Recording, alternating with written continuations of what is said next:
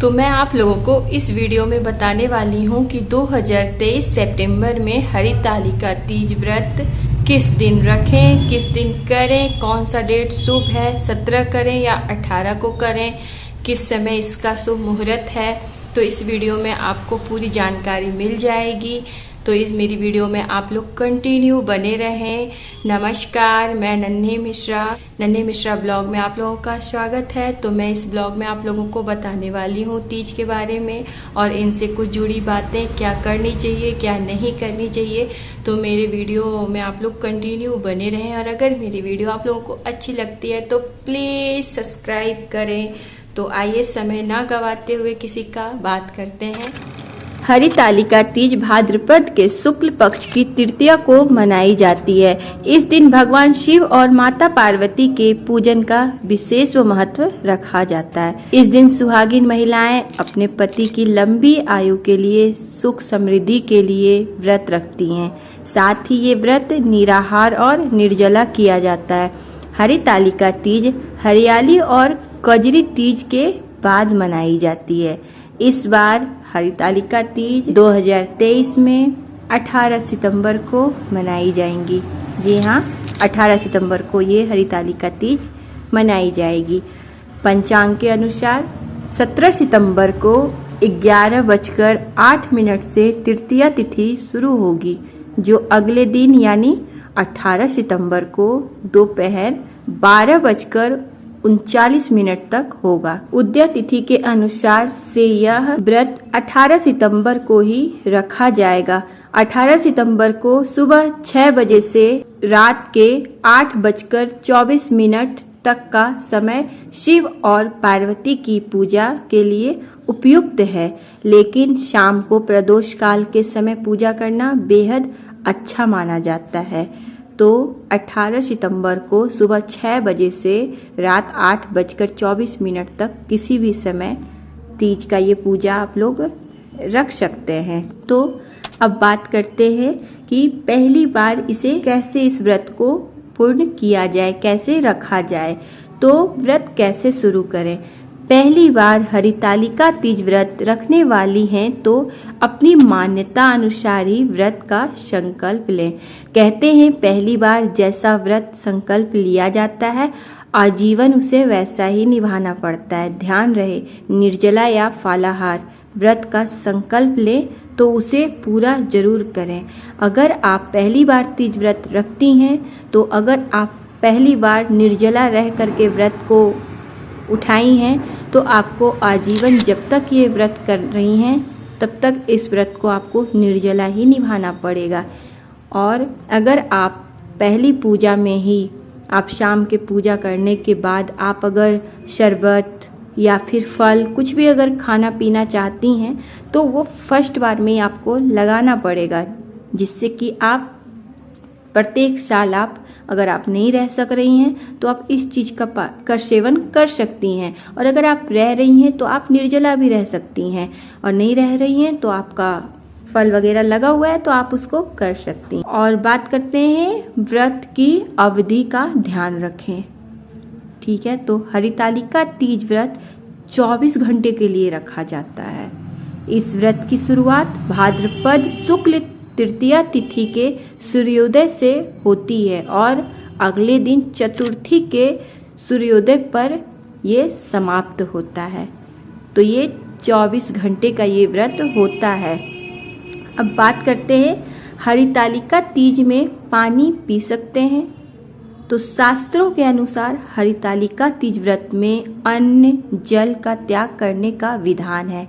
ऐसी मान्यता है कि इस व्रत में भोजन करने वाली व्रती को अगले जन्म वानर और पानी पीने से अगले जन्म में मछली की योनि प्राप्त होती है। अगर आप निर्जला व्रत करने में सक्षम ना हो तो फलाहार व्रत कर सकती हैं। अब बात करते हैं किस समय में ये पूजा ना करें। अगर हरितालिका तीज के दौरान महिलाओं को मासिक धर्म हो या तो उन महिलाओं को दूर से ही भगवान की कथा सुननी चाहिए, भगवान को नहीं छूना चाहिए, व्रत बताए गए अनुसार ही खोलें।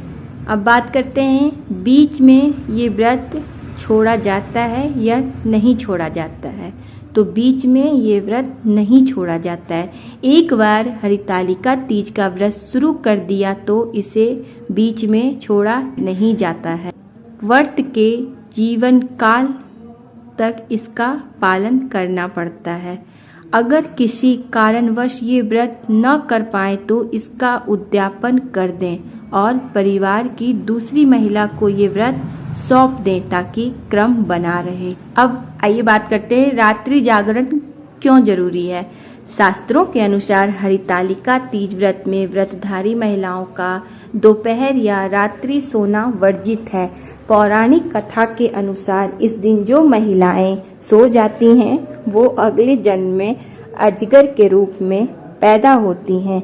इस व्रत में रात्रि के चारों प्रहर में शिव पार्वती की पूजा करने से व्रत का शीघ्र फल मिलता है।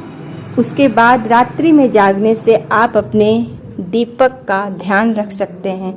वो दिया जो हमने 24 घंटे के लिए जलाया हो या तो फिर वो दिया जो हमने जिस टाइम पूजा का मुहूर्त है उस टाइम हमने पूजा करके वो दिया जलाया, अगले दिन सूर्योदय के बाद ही उस दिया का बुझना अगर हुआ तो सही है। बीच में ये दिया ना बुझे, इसके लिए रात्रि में जागरण करना सही माना गया है कि आप अपने दीपक का भी ध्यान रख सकते हैं।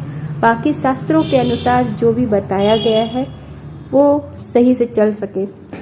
अब बात करते हैं सबसे महत्वपूर्ण 16 श्रृंगार। ये सुहाग पर्व है। इस दिन सुहागिनों को 16 श्रृंगार कर शिव पार्वती की पूजा करनी चाहिए। मेहंदी जरूर लगाए। मान्यता है इससे शंकर जी जल्द प्रसन्न होकर समस्त मनोकामना पूरी करते हैं।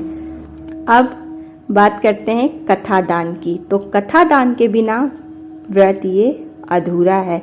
हरितालिका तीज व्रत में मिट्टी के शंकर पार्वती जी की विधि विधान से पूजा की जाती है। फुलेरा बांधा जाता है। इसके साथ ही कथा का श्रवण जरूर करें।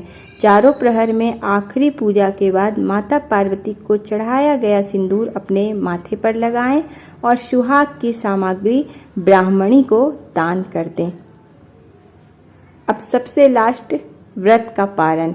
हरितालिका तीज व्रत का पारण चतुर्थी तिथि यानी गणपति उत्सव के पहले दिन सूर्योदय के बाद ही किया जाता है। व्रत खोलने से पहले स्नान कर विधिवत शिव पार्वती की पूजा करें। इसके बाद पूजन सामग्री सहित मिट्टी के शिवलिंग का विसर्जन करें और फिर प्रसाद खाकर ही व्रत खोलें। अब सबसे इम्पोर्टेंट बात यह है कि हरितालिका तीज व्रत में न करें ऐसा काम। इस दिन व्रती को काले या सफेद रंग के वस्त्र नहीं पहनना चाहिए। हरितालिका तीज व्रत का पूर्ण फल पाने के लिए क्रोध, लालच, अहंकार पर काबू पाएं। विवादों की बातों से ज्यादा तूल न दें और दूसरों की बातों को अनदेखा करें। पति या घर के बुजुर्गों से बेवजह बहस ना करें। किसी से भी बुरा व्यवहार ना करें। हरितालिका तीज के दिन परिवार के लिए सात्विक भोजन ही बनाएं। तो ये छोटी सी जानकारी है तीज पे। तो अगर मेरी वीडियो आप लोगों को अच्छी लगे तो भर भर के इसे प्यार दें, सब्सक्राइब करें और शेयर करें ताकि मेरी वीडियो को अच्छी खासी थोड़ी सी आप लोगों के हेल्प से व्यूज़ मिले। और सब्सक्राइब करें, बेल आइकन ऑन रखें। धन्यवाद।